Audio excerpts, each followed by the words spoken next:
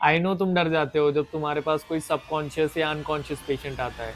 ये डर भी तुम्हारा निकाल देता हूँ आज मैं। कोई भी पेशेंट तुम्हारे ईआर में अनकॉन्शियस या सबकॉन्शियस स्टेट में आया, बेसिकली लो जीसीएस स्टेट में आया, तो तुम सबसे पहले पेशेंट का एबीसी चेक करोगे, एयरवे, ब्रीदिंग एंड सर्कुलेशन। ये तीन चीजें बहुत इंपॉर्टेंट होती है। अगर इन तीनों चीजों में से कुछ एक भी चीज ठीक नहीं लग रही है तो तुम उसको ट्रीट करोगे सबसे पहले। जैसे तुम्हारे पेशेंट का अगर एयरवे पेटेंट नहीं है तो पेशेंट को पहले इंट्यूबेट करोगे तुम। एंड पेशेंट की ब्रीदिंग अच्छी नहीं है तो पेशेंट को O2 सपोर्ट दोगे। पेशेंट का सर्कुलेशन अच्छा नहीं है, मतलब बीपी या हार्ट रेट कुछ गड़बड़ दिख रही है उसमें, बीपी अगर कम लग रहा है, हार्ट रेट ज्यादा लग रहा है, तो सबसे पहले वो ट्रीट करोगे तुम। बीपी अगर कम लग रहा है तो फ्लूइड्स दोगे एंड वेजोप्रेसर सपोर्ट दोगे लाइक नॉरेड। ये सब चीजें तुम पहले ठीक करोगे। सर्कुलेशन में एक और इम्पोर्टेंट चीज आती है, कहीं से ब्लीडिंग दिख रही है तुम्हें तो उसको पहले स्टॉप करोगे। अब ये एबीसी तुम्हें पहले स्टेबल करना है, क्योंकि यही सबसे इंपॉर्टेंट चीजें होती हैं इमरजेंसीज में। ये तुम्हारे पेशेंट की in less than a minute जान ले सकती है।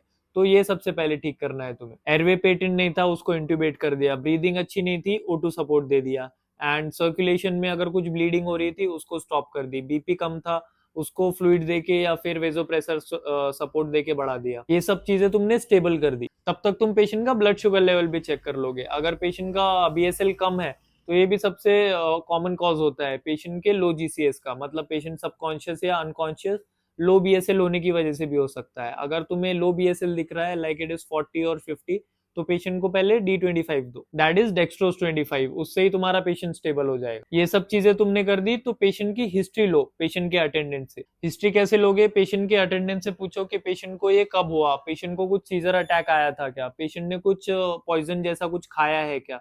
ये सब चीजें तुम पेशेंट के रिलेटिव से पूछोगे, दैट इज अटेंडेंस से पूछोगे। एंड पेशेंट की मेडिकल हिस्ट्री लेनी भी जरूरी है। पेशेंट को डायबिटीज है या नहीं, हाइपरटेंशन है या नहीं, पेशेंट उसके लिए प्रॉपर मेडिकेशंस ले रहा है या नहीं, क्योंकि इससे तुम स्ट्रोक को रूल आउट कर सकते हो अगर पेशेंट को हाइपरटेंशन डायबिटीज दोनों है। एंड इन बीमारियों के लिए पेशेंट इरेगुलरली मेडिकेशंस ले रहा है तो तुम्हें उससे समझेगा कि पेशेंट का बीपी ज्यादा हो सकता है, पेशेंट का डिस्लिपिडेमिक चेंजेस हो सकते हैं जिससे पेशेंट को स्ट्रोक या फिर ब्लीड हो सकता है ब्रेन में। एंड अगर पेशेंट का बीपी हाई लग रहा है, मोटा पावर्स कम है, प्यूपिल्स तुम्हें कॉन्स्ट्रिक्टेड लग रही है, तो ये आईसी ब्लीड हो सकता है। तो इसलिए बहुत अच्छे से हिस्ट्री लेना है पेशेंट का। पेशेंट को अगर सीजर आया था तो पेशेंट पोस्टिक्टल फेज में भी हो सकता है, जिसमें पेशेंट सबकॉन्शियस या अनकॉन्शियस स्टेट में होगा। और ये 5 सबसे कॉमन कॉजेज याद रखो पेशेंट के लो जीसीएस होने के। सबसे पहला है हाइपोक्सिया, पेशेंट का ऑक्सीजन बहुत लो है।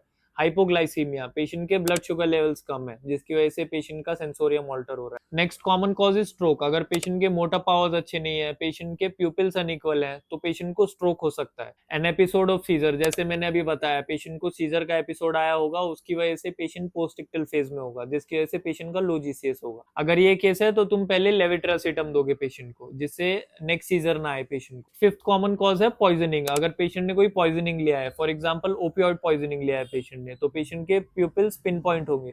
उसके लिए तुम एंटीडोट दोगे पेशेंट, उसकी एंटीडोट नेलोक्सोन होती है, वो तुम पेशेंट को दोगे। एंड ऑल्सो एक बहुत जरूरी बात, ऐसे लो जीसीएस केसेस में तुम पेशेंट के प्यूपिल्स देखना कभी मत भूलना, क्योंकि प्यूपिल्स हमें बहुत सारी चीजें बता सकता है। फॉर एग्जाम्पल, अगर पेशेंट के प्यूपिल्स इक्वल और रिएक्टिव है तो पेशेंट के लो जीसीएस होने का can be a metabolic cause. Pupils अगर अनइक्वल लग रहे हैं पेशेंट के तो patient can have brain herniation. इसका जल्दी से तुम एमआरआई करो एंड इसमें तुम न्यूरोसर्जन को बहुत जल्दी इन्वॉल्व करना है तुम्हें, क्योंकि ये एक बहुत इमरजेंसी है। पिन पॉइंट प्यूपिल्स अगर लग रही है तो मैंने तुम्हें पहले ही बताया ये ओपियोइड पॉइजनिंग हो सकता है। एंड अगर प्यूपिल्स बायलैटरली डायलेटेड लग रही है, नॉट रिएक्टिंग टू लाइट, तो ये या तो सीवियर ब्रेन इंजरी हो सकती है या patient might be dead. Unequal pupils, low GCS and bradycardia, अगर ये है तो पेशेंट का आईसीपी रेज्ड हो सकता है। पेशेंट को जल्दी मैनिटॉल दो एंड पेशेंट का अर्जेंट सीटी ब्रेन कराओ। अब तुमने ये सब देख लिया, एबीसीज भी स्टेबल कर दिए पेशेंट के, तो पेशेंट को आईसीयू में एडमिट करो एंड ये सब इन्वेस्टिगेशंस कराओ पेशेंट। पेशेंट का एबीजी कराओ, इलेक्ट्रोलाइट्स, सीटी ब्रेन तो इंपॉर्टेंट ही है, ईसीजी कराओ, एलएफटीज, आरएफटीज, ये सब चीजें कराओ। तुमने सीटी ब्रेन तो कर ही लिया है पेशेंट का। अगर पेशेंट को स्ट्रोक है तो थ्रोम्बोलाइज करो या फिर न्यूरोसर्जन जो बोलता है वो करो, सर्जरी और एनीथिंग। एक और लो जीसीएस होने का बहुत कॉमन कॉज है सेप्सिस। अगर तुम्हें कुछ वुंड दिख रहा है पेशेंट को या फिर कुछ सीवियर इन्फेक्शन लग रहा है जिसकी वजह से पेशेंट का टीएलसी काउंट बढ़ा हुआ है, पेशेंट तुम्हें प्रॉपर सेप्सिस में लग रहा है, तो ये सेप्सिस इंड्यूस्ड लो जीसीएस है। इसमें तुम सबसे पहले ब्लड कल्चर्स ड्रॉ करोगे पेशेंट के एंड पेशेंट को हायर एंटीबायोटिक्स पे रखोगे लाइक मेरोटार्गो। इलेक्ट्रोलाइट इम्बैलेंस है तो उसको करेक्ट करो। एंड अगर कोई ड्रग ओवरडोज है तो उसका एंटीडोट फाइंड करके वो एंटीडोट दो पेशेंट को। हेड ट्रॉमा का केस है, पेशेंट के सर पे बहुत जोर से चोट लगी है तो पेशेंट का लो जीसीएस है, उसमें तुम पेशेंट को इंट्यूबेट करो एंड न्यूरोसर्जन को कॉल दो आफ्टर डूइंग द सीटी ब्रेन। हिपैटिक एनकैफ में हो सकता है पेशेंट, जिसमें अमोनिया बढ़ता है and it makes patient drowsy.